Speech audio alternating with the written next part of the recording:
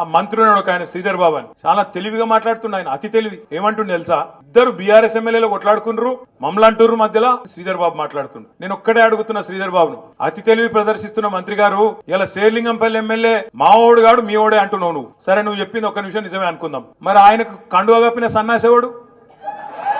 శేర్లింగంపల్లి ఎమ్మెల్యేకు కండువా కప్పిన సన్నాసి వెధవ ఎవడు? మా బీఆర్ఎస్ ఎమ్మెల్యేల ఇంటింటికి తిరిగి వాళ్ళ కాళ్ళు మొక్కుకుంటా, వాళ్ళ కాళ్ళు పట్టుకొని పోచారం శ్రీనివాసరెడ్డి ఇంటికి పోయి, కడియం శ్రీయర్ ఇంటికి పోయి, కేశవరావు గారి ఇంటికి పోయి కాళ్ళు మొక్కి కండువాలు కప్పుతున్న దౌర్భాగ్యుడు సన్నాసి వెధవ ఎవడు? చెప్పు చెప్పు శ్రీధర్ బాబు, నేను అడుగుతున్నా. చెప్పుకున్నదందుకన్నా కొద్దిగా సిగ్గుమానం ఉండాలనా లేదా? ఇప్పుడు ఏమైపోయింది మీ శేర్లింగంపల్లి ఎమ్మెల్యే పరిస్థితి? అది అంటారు చూడు హిందీలో సామెత, దోబీకా కుత్తా నా గారికా నా ఘాట్.